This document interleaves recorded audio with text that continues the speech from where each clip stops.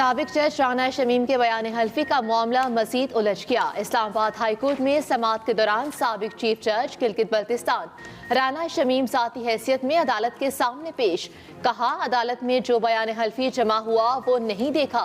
मेरा बयान हल्फी बंद था और लंदन में मौजूद है, पता नहीं किसने उनको दे दिया। अदालत का जवाब पर हैरत का इज़हार। चीफ जस्टिस अतमिनुल्लाह ने कहा, राना शमीम के आज के बयान ने मामला मजीद उलझा दिया। अदालत ने माजी में कोशिश की कि अवाम का एतमाद अदलिया पर बहाल हो। चीफ जस्टिस की राना शमीम को ओरिजिनल बयान हल्फी के साथ तहरीरी जवाब दाखिल करने की हिदायत। अदालत की अखबार मालिक, एडिटर और एडिटर इन्वेस्टिगेशन के जवाबात अदालती मुआवनीन को फराहम करने की भी हिदायत। मजीद समाअत 7 दिसंबर को होगी। फेक न्यूज़ के जरिए बेरोजगार नौजवानों से मजाक। बहरीन पुलिस में भर्ती के जाली इश्तिहार पर हज़ारों अफराद रावलपिंडी में रावल रोड पर नीम सरकारी इमारत के बाहर जमा। मुजाहरीन की ज़बरदस्त नारेबाजी, इस्तकबालिया में तोड़ फोड़, पुलिस की भारी नफरी मौके पर मौजूद। मुजाहरीन को मुंतशिर करने की कोशिश। हज़ारों उम्मीदवार सोशल मीडिया की जाली न्यूज़ पर भर्ती के लिए रावलपिंडी आए। इदारे के मुताबिक उनके नाम से भर्ती की गलत खबर चलाई गई।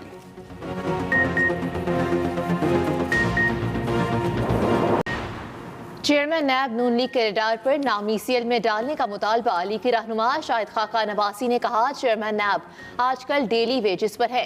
हुकूमत की 42 अरब की चोरी सामने आ चुकी है, लेकिन चेयरमैन नैब की आंखें, मुंह और कान बंद हैं। एहसन इकबाल बोले, इतलात है चेयरमैन नैब मुल्क से फरार होना चाहते हैं। मुल्क की मैशियत डूब चुकी है। इमरान खान हुकूमत ने हर पाकिस्तानी को 91,000 रुपए का मकरूज कर दिया।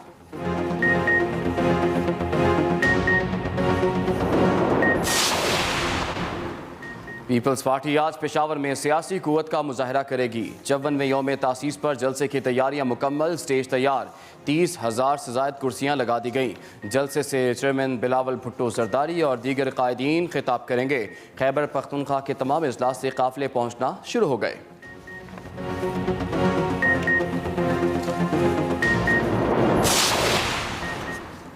बिजली सार्फिन के लिए बुरी खबर। फी यूनिट बिजली 4 रुपये 75 पैसे महंगी होने का इम्कान। फ्यूल एडजस्टमेंट कीमत में बिजली महंगी करने की दरखास्त पर समाअत आज होगी। सेंट्रल पावर परचेजिंग एजेंसी की दरखास्त मंजूर होने की सूरत में सार्फिन पर 60 अरब रुपए का इजाफी बोझ पड़ेगा।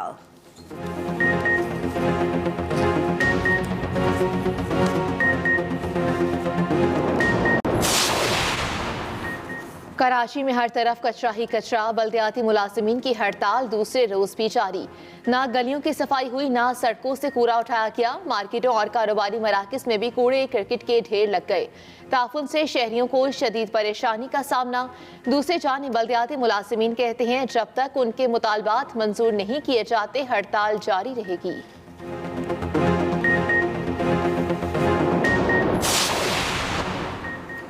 इस्लामाबाद के सरकारी स्कूलों में तालीमी सरगर्मियाँ मुअत्तल। असातिज़ा की जॉइंट एक्शन कमेटी की कॉल पर तमाम स्कूलों में हड़ताल और क्लासेस का boycott. Chairman joint action committee कहते हैं कि मुतालिबात मंजूर ना हुए तो 20,000 असातिज़ा 2 दिसंबर को वज़ीर-ए-आज़म हाउस के बाहर धरना देंगे। ऑर्डिनेंस की मनसूखी तक क्लासें वज़ीर-ए-आज़म हाउस के बाहर लगेंगी।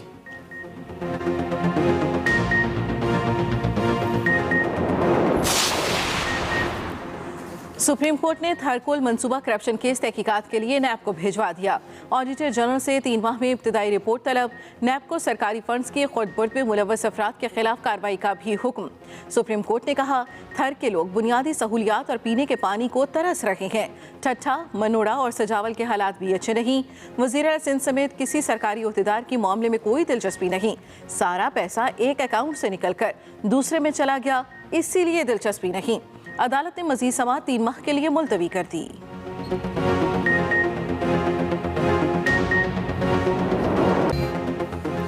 मुल्क भर में कोरोना से मज़ीद 10 अफराद जाँ बहक। गुज़श्ता रोज़ कोरोना के 42,000 से ज़ायद टेस्ट किए गए, जिनमें से 475 मुस्बत निकले। मुस्बत केसों की शरह 1.1% रही। दूसरी जानिब लाहौर के एक्सपो सेंटर में कायम कोरोना वैक्सीनेशन सेंटर अचानक बंद कर दिया गया। बाहर बैनर आवेजा करके ताले लगा दिए गए। एक्सपो सेंटर में कायम डेंगू फील्ड अस्पताल भी खत्म कर दिया गया।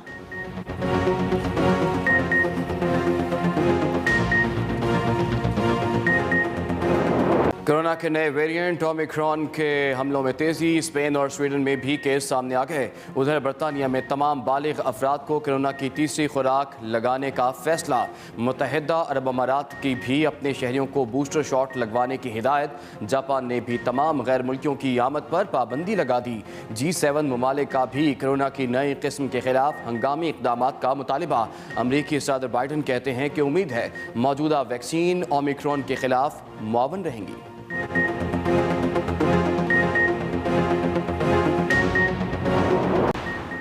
लाहौर के हल्का NA 133 में पोलिंग शेड्यूल के मुताबिक होगी। सूबाई इलेक्शन कमिश्नर पंजाब कहते हैं वोट खरीदने की वीडियोस की इंक्वायरी जारी है। फ्रांसिक इंक्वायरी रिपोर्ट मौसूल होने के बाद कानूनी कार्रवाई की जाएगी। ज़िमनी इंतखाब मुलतवी होने बारे खबरें दुरुस्त नहीं।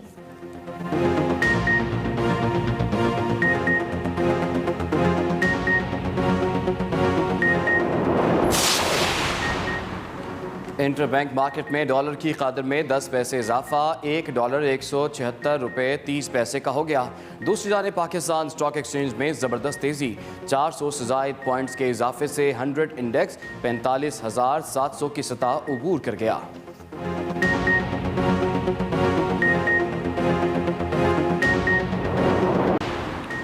सिंध में गैस बहरान शिद्दत इख्तियार कर गया। CNG स्टेशन को 2.5 माह के लिए गैस बंद। गैर बरामदी सनतों को पहले ही गैस की सप्लाई बंद की जा चुकी है। सुई सदन के मुताबिक कल 1 दिसंबर से 15 फरवरी तक CNG स्टेशन को गैस की फराहमी बंद रहेगी। फैसला घरेलू सार्फिन की ज़रूरियात पूरी करने के लिए किया गया।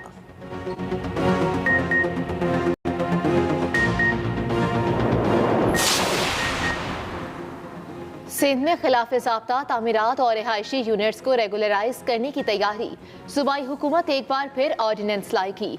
मुकर्ररा अरसे में तमाम गैर तिजारती तामीरात को कानूनी तहफ़्फ़ुज़ दिया जाएगा। कमीशन बनाया जाएगा जो सरकारी ज़मीन पर बने रिहायशी यूनिट्स और कसीरुल मंजिला इमारतों का तयन करेगा। इमारतों को जुर्माने के बाद रेगुलराइज किया जाएगा। ऑर्डिनेंस गवर्नर को भेजा जाएगा। मंजूरी की सूरत में नाफिजुल अमल होगा।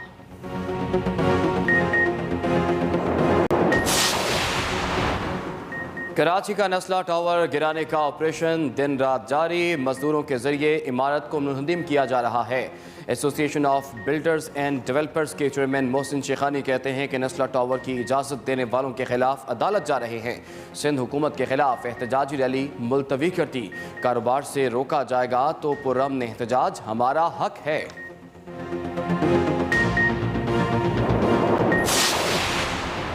ट्विटर के CEO जैक डोर्सी ने इस्तीफा दे दिया। प्राग अग्रवाल नए CEO होंगे।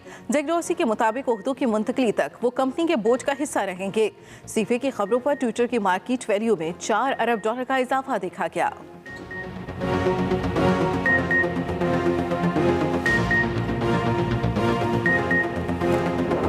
इस्लामाबाद हाई कोर्ट में तौहीन अदालत केस की समाअत। साबिक चीफ जज गिलगित बल्तिस्तान राना शमीम को 5 रोज में जवाब जमा कराने का हुक्म। राना शमीम की 12 दिसंबर के बाद का वक्त देने की इस्तदा। अदालत ने पूछा क्या आपने अपना बयान हल्फी नहीं देखा। इसी पर बात कर लेते हैं। हमें ज्वाइन किए एक्सप्रेस न्यूज़ के नुमाइंदे साकिब बशीर ने। साकिब, आज क्या कार्रवाई रही?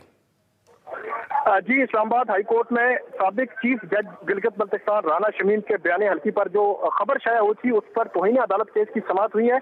चीफ जस्टिस अतर मिनल्ला ने राना शमीम को ये हुक्म दिया है कि जो बयान हल्फी उन्होंने लंदन में जमा करवाया है उसकी ओरिजिनल कॉपी आइंदा समाअत पर 7 दिसंबर को अदालत के सामने पेश करें। इसके अलावा जो रिप्लाई है, शोकाज नोटिस का जवाब है, वो भी जमा करवाएं और तमाम फ्रीकैन को ये हदायत की गई है कि वो तमाम जो अपने जवाबात हैं उनकी कॉपियां जो अदालती मुआवनीन हैं उनको भी प्रोवाइड करेंगे। आज दौरान समाअत चीफ जस्टिस अतर मिनल्ला की जानिब से अहम जो है रिमार्क्स सामने आए। चीफ जस्टिस ने राना शमीम जो उनको रोस्टम पर बुलाया और उनसे पूछा कि आपका जवाब कब जो है वो दाखिल कराया, आपने जवाब दाखिल कराया या नहीं कराया। तो उनकी जानिब से ये कहा गया कि सीनियर वकील हैं अब्दुल लतीफ अफरीदी, उनको मैंने हायर किया है, वो आकर बात करेंगे। तो जो राना शमीम जो है उसकी जानिब से ये भी कहा गया कि बयान हल्फी शाया होने के बाद मुझसे रब्ता किया गया तो मैंने कंफर्म किया। और इसके अलावा उन्होंने कहा कि बयान हल्फी जो है वो सील था, मुझे नहीं मालूम कि वो किस तरह लीक हुआ। चीफ जस्टिस ने कहा कि आपने वो बयान हल्फी इन्हें नहीं दिया, जो अखबार के जो सहाफ़ी हैं उनको नहीं दिया। तो उनका ये कहना था कि नहीं, मैंने बयान हल्फी इशाअत के लिए इनको नहीं दिया था। तो चीफ जस्टिस ने यह भी कहा कि आपने लंदन में बयान हल्फी किस मकसद के लिए दिया। इस सवाल पर भी अदालत ने ये जवाब तलब किया है 7 दिसंबर को। अटॉर्नी जनरल ने ये कहा, जब राना शमीम की जानिब से ये कहा गया कि मुझे याद नहीं कि उस बयान हल्फी में क्या लिखा है, तो अटॉर्नी जनरल ने ये कहा कि इनको 3 साल पहले जो बात जो है वो साबिक चीफ जस्टिस साकिब निसार ने इनके साथ की थी वो तो याद है, लेकिन 10 नवंबर को जो बयान हल्फी इन्होंने दिया वो इनको याद नहीं है। इसके अलावा अटॉर्नी जनरल ने यह भी कहा कि इस केस में मीडिया का किरदार सानवी है, मीडिया के खिलाफ कार्रवाई जो है वो मौखर की जाए और राना शमीम से जवाब मांगा जाए।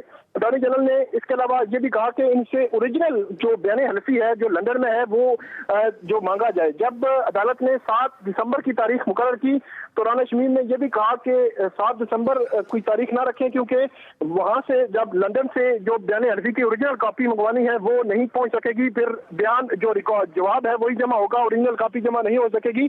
तो इस पर अटॉर्नी जनरल ने कहा कि ये हमें बता दें, जो कॉपी इन्होंने वहां से मंगवानी है हम वजारत खारजा को भी कह देंगे और वजारत खारजा के जरिए प्रोसेस करा देंगे। अब इस केस की समाअत 7 दिसंबर तक मुलतवी कर दी गई है। जी, अब इस केस की समाअत 7 दिसंबर तक मुलतवी कर दी गई है। बहुत शुक्रिया साकिब बशीर, आपने हमें तफसीलात से आगाह किया।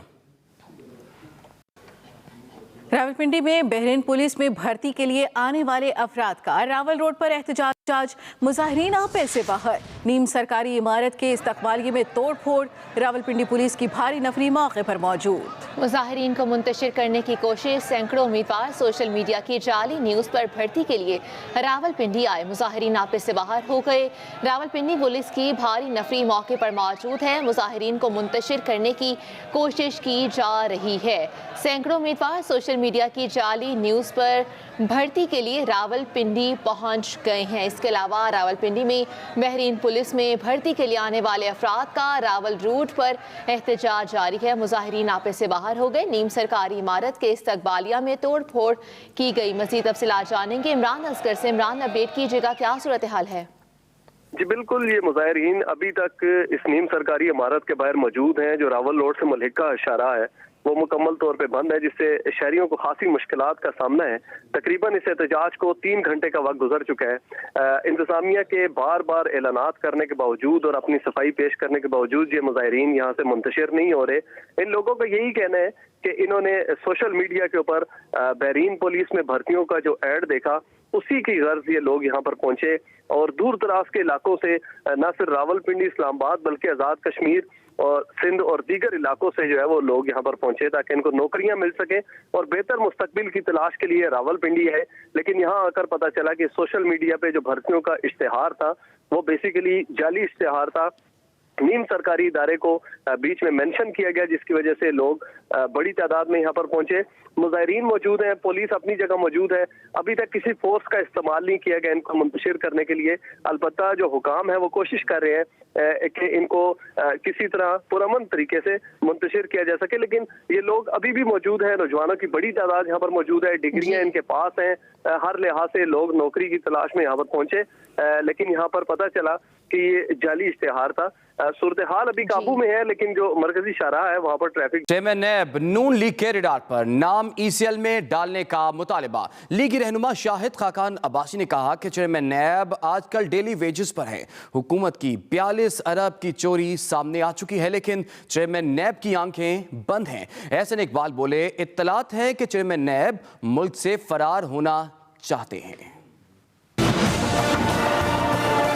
मरियम नवाज साहिबा ने कोई कानून तोड़ा है तो कार्रवाई करे ना, लेकिन जो आदमी आइन तोड़ रहा है, जो आदमी मुल्क के अदल के निज़ाम को तोड़ रहा है और खुद चीफ जस्टिस है, उसका कोई बात करने को तैयार नहीं है।